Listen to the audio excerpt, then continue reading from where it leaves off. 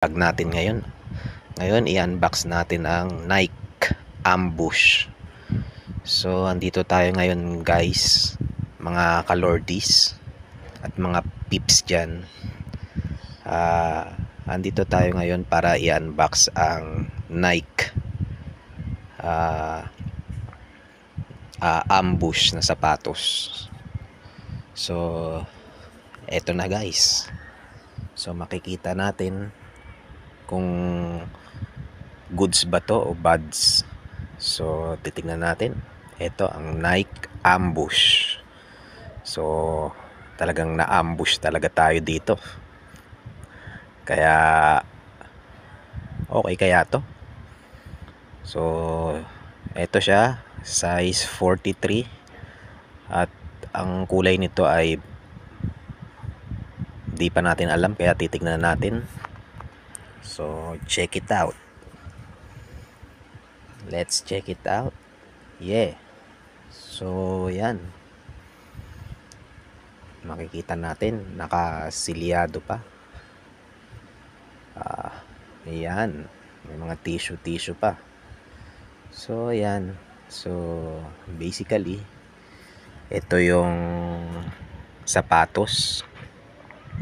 So may pagka brown siya at light brown at may white na lining sa baba.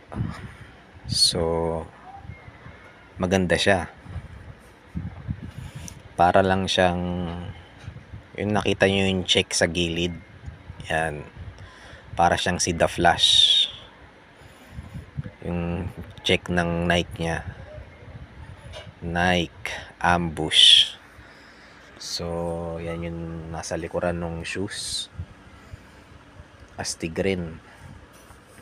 So yan, ito naman yung swelas nya, yun sa ilalim na part ng sapatos.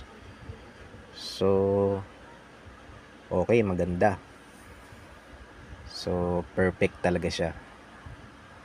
So ayan, yung isang pares. Ayan. So bagay na bagay ito pang forma o pang lakad-lakad o everyday purpose nyo. So ayan, fresh from the box itself. So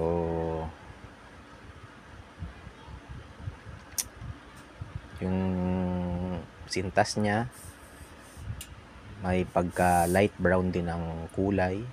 So ayan, ina-unpack natin yung nasa loob, yung mga tissue na nakalagay, mga papel, bago natin suotin.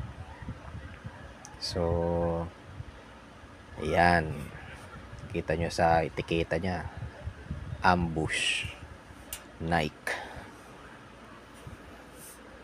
So ayan, size 43 siya. So makikita nyo dyan, ang tela nya smooth, hindi siya ganun kasakit sa paa kung isusuot, kasi malambot siya, parang cotton. So ayan, try na natin siya mga kalordis. So after a few minutes, eto na siya. So nasuot ko na, napakaganda. Sulit na sulit ang pag-sponsor nila sa akin itong Nike Ambush. Talagang aambushin ka.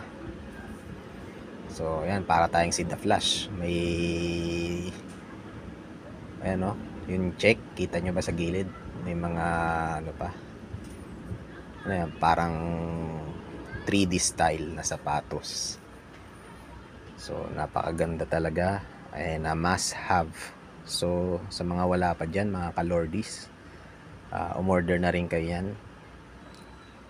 Pwede nyo rin siya ma-order sa online. I-type nyo lang ang Nike Ambush at marami nang lalabas dun. So mamili na lang kayo kung saan nyo bibilin. Basta meron kayong budget, okay na okay to. Napakaganda.